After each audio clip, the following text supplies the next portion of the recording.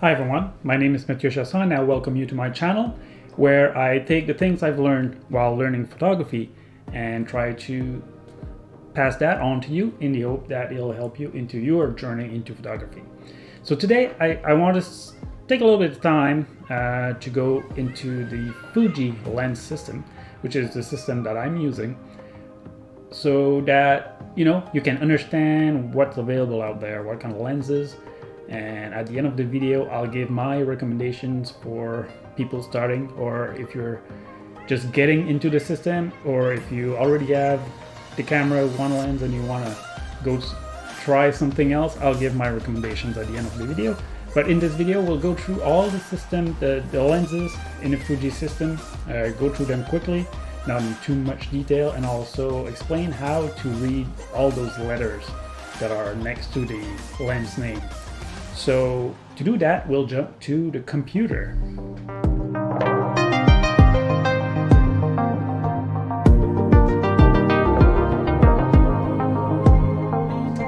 Alright, so for this presentation, I'm going to go directly on the Fujifilm website.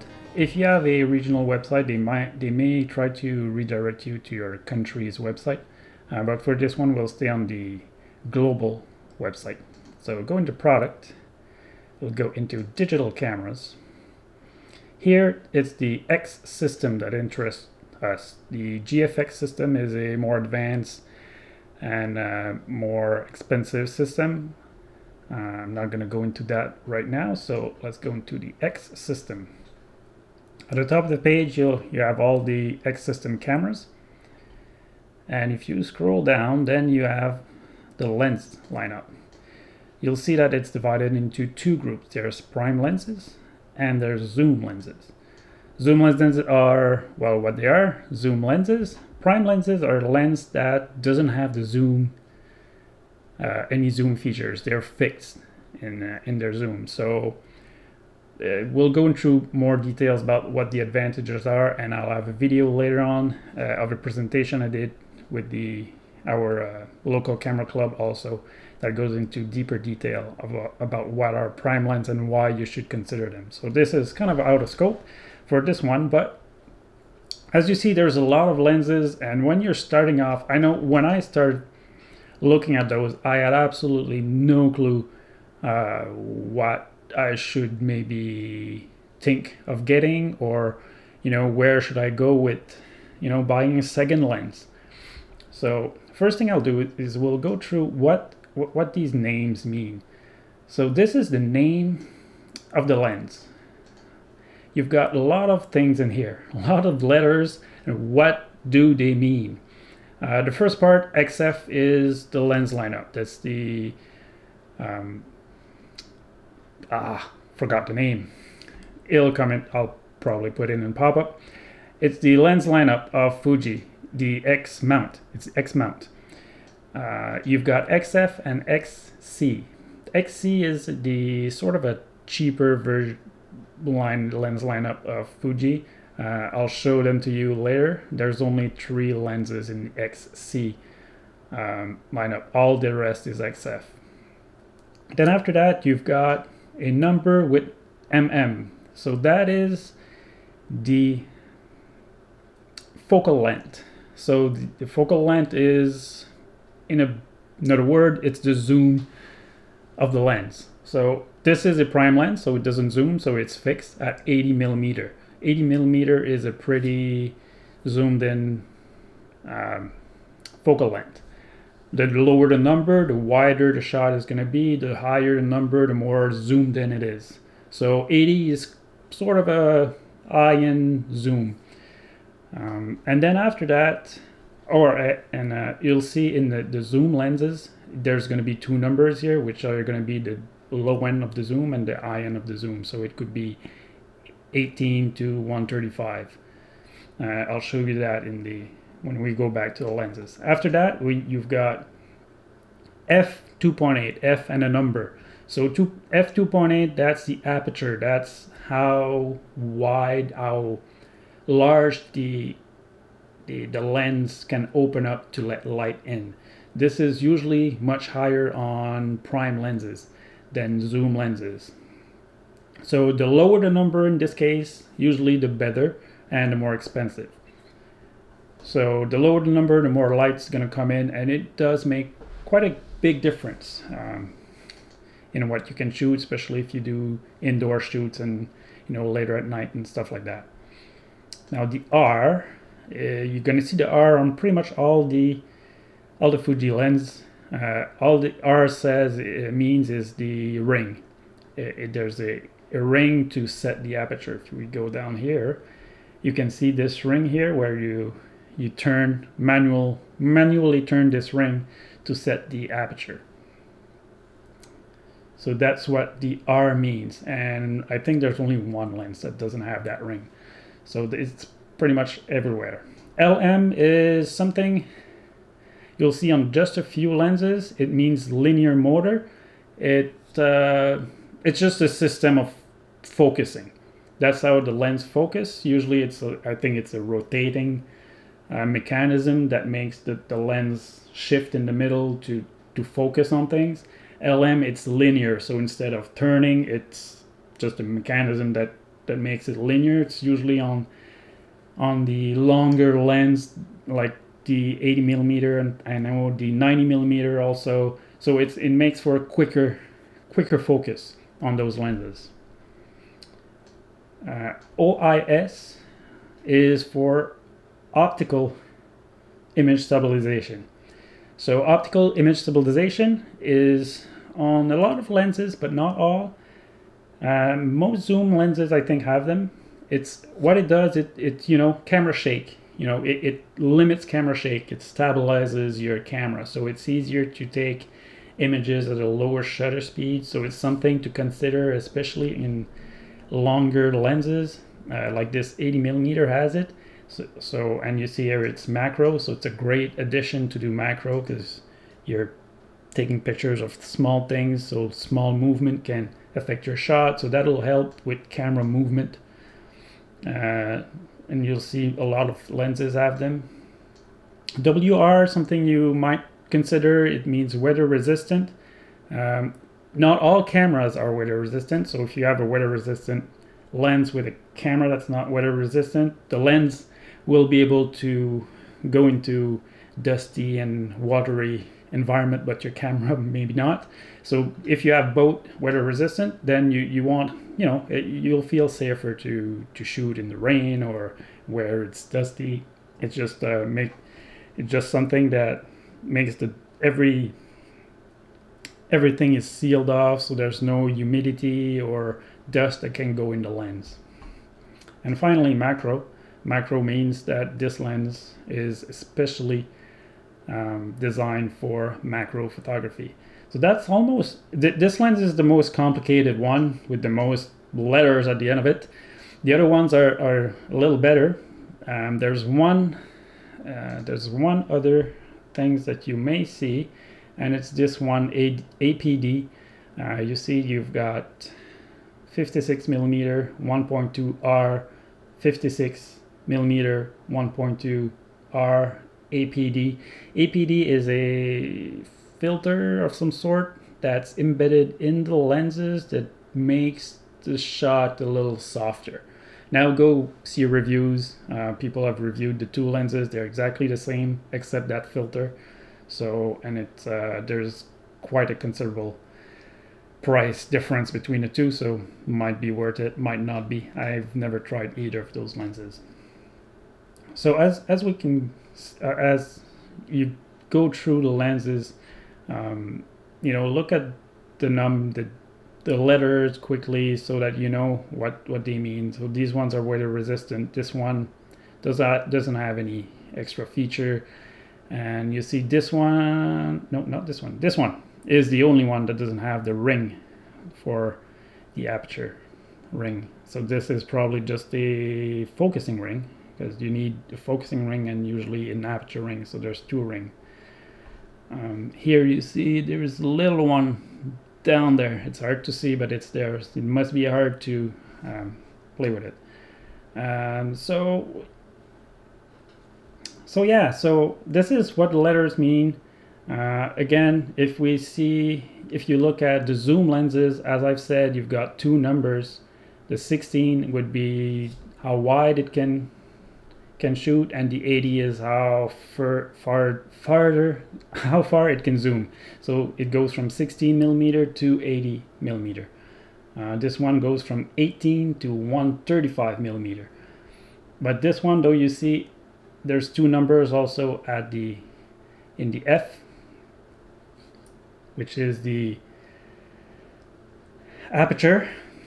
So this one, what this means when there's no two numbers for the aperture on a zoom lens, it means that when you're at 18 millimeter, your aperture can open at 3.5.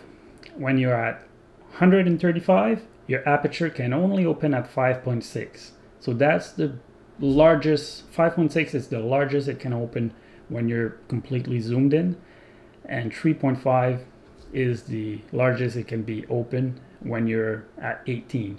So this can make a difference. You've got some that have fixed aperture throughout the zoom. Like this one is f4, no matter if you're at 16 or 80. It stays at f4. There's advantages for this. Usually they're a lot more expensive lenses, usually than the ones that have the shifting ones. And here are the lenses I've talked to you about, the XC series. They're more, their component have more plastic, and the glass inside are not manufactured in the same minutia, or same care, so that they're less expensive. I've never really used any, and I haven't heard a lot about them, to be honest. So again, do your research if you feel that this is where you want to go. But I haven't seen a lot of people go with that route, because the lens that usually comes with a camera is a better lens than these ones. So I don't see real reasons to go that route. All right, so before I go to my recommendation, there's one other tool that's really neat that you should know about. Is if you go way up, you see here X-mount lens roadmap. Now this is a neat little diagram that shows all the lenses that Fuji has, and it includes ones that are not yet available. So this one and this one will be available later this year. Sometimes this is not set in stone. I've seen some lenses that were planned for future that were dropped out. So sometimes that happens, and sometimes there's just lenses that pop out of nowhere. So it's not a definitive roadmap of what's going to happen, but it's usually pretty accurate. And you see the new lens. This one did exist before, but they added they created a new version which have Waether Resistant, and I'll explain why this is a really good move from Fuji in just a moment when I come to my recommendations. And this one is new also, 50mm f1.0. This is pretty much the largest that you can open and let light in, so that's pretty interesting. Alright, so I think that's about it. What I'll do is I'll give you my recommendation, either if you're two scenarios. Either you don't have a Fuji yet and you're considering it and you don't know what lens to get with your camera, or you have a Fuji camera with a kit lens and you don't know where to go from there. That's pretty much where I was, and when I started looking at this, it was really intimidating. So I hope this will help you a little bit to understand what maybe you should consider. The first thing, if you don't have a Fuji camera and you want one and you're not sure what lens to get with it, should you get the kit lens, the one that comes with the camera, which I believe is this one, the 18-55. What I've heard, and I don't own this one, is that it is an excellent lens. I've heard numerous comments saying that this should not be really called a kit lens because it is a high-end lens, and that is one reason why I don't think these offer much value, because this usually is the one that comes with the camera, and it is a fantastic lens from what I've heard. The range is good. 18 to 55 is an interesting focal length range or zoom range. The 2.8 to 4, the 4 is really interesting because, as you see, a lot of zoom lenses goes to 5.6. Here this one 4.8, and where's this one 5.6 also, and the 4 is a really good thing. So it has image stabilization, it has linear motor, so it focuses really quickly, and the focusing ring, of course, the aperture ring. So yeah, so this is a real good lens. If you have a better deal with this lens with the camera, I definitely recommend that. If you want to look at other options, the one that I got with my camera was this one, the 18 to 135, which starts at 18 but goes a lot further. So this one really covers pretty much everything that you'd need a camera for. All right, I'm back. Camera cut off. I always forget that Fuji has a limit of, I don't remember the time frame, but after a while it stopped recording. So now the second scenario, if you already have a kit lens and you're looking to expanding, well, I already kind of discussed that. If you're looking to expand in the landscape field, this is definitely the lens that you want to go for. If you want to expand in the birding, wildlife, this is one. This is also one that's interesting, the 50 to 140. A lot of people absolutely love this one. It's a 2.8, which is extremely good. This one is 4.5 to 5.6, so you need a lot of light. This one you can shoot in the lower light, so if you tend to shoot maybe more evening shots and things like that, this one may be the one that you would need. And you can also add a tail converter to this one, I believe, and this one. I'm not sure about this one though. You'll have to research that. Tail converter, usually basically what they do is they multiply the zoom by 1.4 or 2.2 times, but they remove some of the light that comes in, so it comes as a sacrifice, and they remove a little bit of sharpness. But apparently the Fujifilm tail converter are absolutely fantastic. What else? Yeah, so landscape, birding, maybe one of these two. And if you want to do like events, things like that, this one is good. This one is probably really good too because of the 4, f4, 2.8 to 4, which is excellent. This one is 3.5, the one I have. So this is, you lose a little bit there for the bigger range. But this one, 2.8 to 4, is amazing. Now, if you want to go to the prime lens, and I will talk about prime lens a lot, you'll hear me say again and again that that's where you should spend your money. It's harder to convince, so that's why I did a presentation to the local camera club, and I'll share that presentation in the near future with you. If you don't want to miss it, subscribe.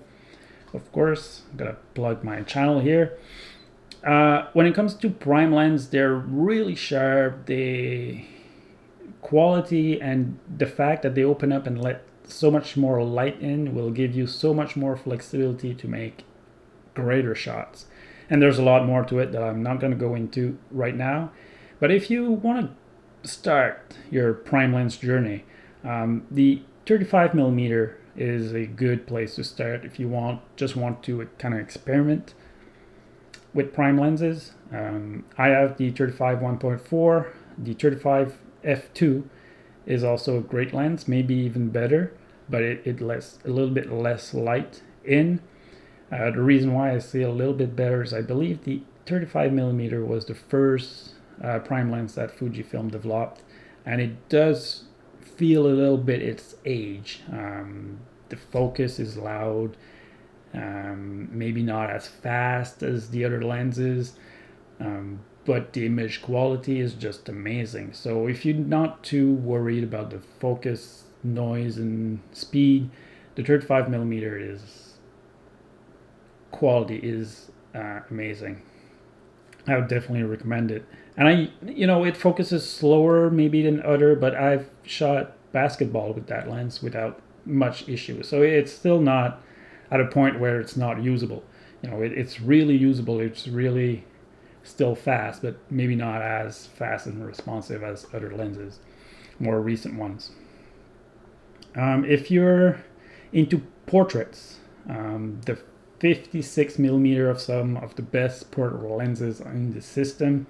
I own the 90mm, which also is one of the best. So these three lenses here, 56, well, three, either one of these two are quite of the same, and the 90mm those are some of the best portrait lenses. Again, if you're more into street photography, maybe the 23mm would be, or maybe the 18 pancake lens might be a good choice. If you have a smaller camera, this would make like a really small kit that you can take on the road in the street without attracting too much attention. So that could be a good option in the 23mm, or even the 16.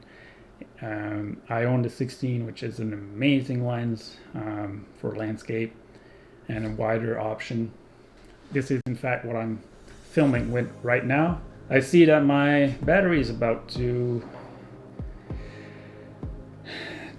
die. So yeah, so I hope that was helpful, and that just going through the lenses and me explaining a little bit what is what. If you have more comments or questions, please ask below. I'll certainly answer you.